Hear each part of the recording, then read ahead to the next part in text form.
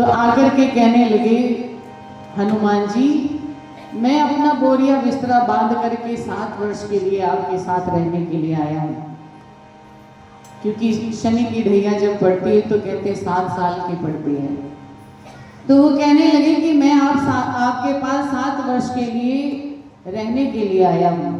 तो हनुमान जी कहने लगे, आइए स्वागत है आपका, अच्छा हुआ हमारी कंपनी हो जाएगी। पहले हम अकेले ही राम नाम जपते थे, अब आप हमारे साथ राम नाम जपोगे, 1 से 2 भले। अब शनि महाराज जी कहने लगे, आप मुझे स्थान दीजिए, मैं कहाँ विराजूं। तो हनुमान जी ने कहा, देखो मेरे रोम रोम में, मेरे हृदय में मेरे प्रभु श्री राम विराजते हैं, आप मेरी पूंछ में विराज सकते हैं। एक ही स्थान फ्री है जिस पर आप विराज सकते हैं। तो कहते हैं शनिदेव हनुमान जी की पूंछ पर विराजे। और हनुमान जी ने शनिदेव से कहा, अब आप आए हो, मेरे भजन बंदगी में कोई बाधा तो नहीं आएगी, मैं अपना नित्य नियम कर्म कर सकता हूँ ना। बोले हाँ हाँ, आप अपने सारे कर्म कर सकते हैं। तो ठीक है, सुबह प्रातः काल स्नान किया। अब शनि महाराज जी हनुमान जी की पूंछ पर बैठे हैं।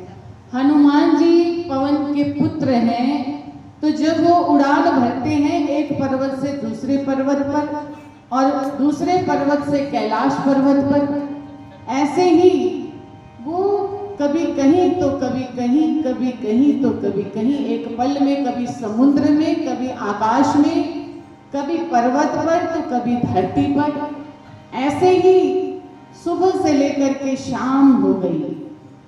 अब शनि महाराज जी हनुमान जी की पूंछ पर विराजे थे। वहां कोई इतनी स्थायी जगह तो थी नहीं कि आराम से बैठे रहेंगे। अब जैसे ही हनुमान जी उड़ते, पूंछ लहराती, शनि देव जी की जान पर बन जाती।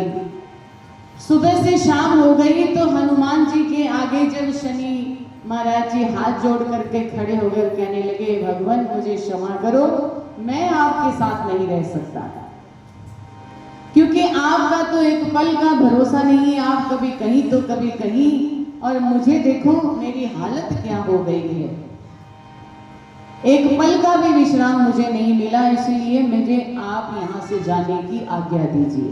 तब हनुमान जी ने कहा, जाने से पहले एक वचन दे करके जाओ कि जो भी मेरे प्रभु श्री राम का भजन करेगा, आप उस पर कभी भी अपनी दृष्टि, वक्र दृष्टि नहीं डालोगे।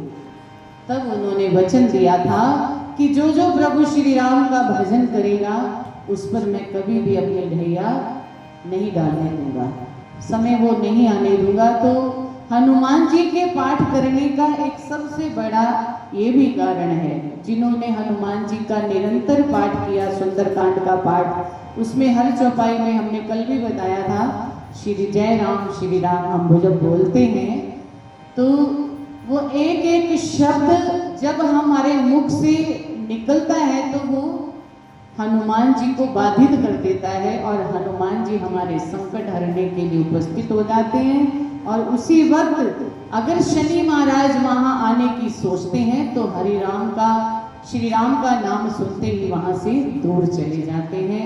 तो बड़ी कृपा है कि हम सब मिलकर के रोज सुंदरकांड के पाठ को श्रवण करते हैं, पढ़ते हैं, इसलिए शनि महाराज हमसे दूर रहते हैं।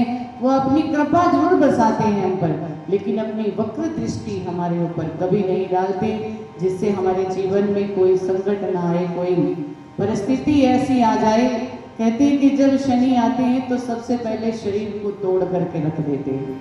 तो शरीर में कभी कोई पीड़ा, कभी कोई पीड़ा अगर किसी के है तो नित्य प्रति सुंदरकांड का पाठ करें और प्रभु श्री राम का सिमरण करें। तो बड़ी कृपा हुई आज कालड़ा परिवार पर, बच्चों को गुरु महाराज जी के चरणों में बैठने का सौभाग्य मिला है।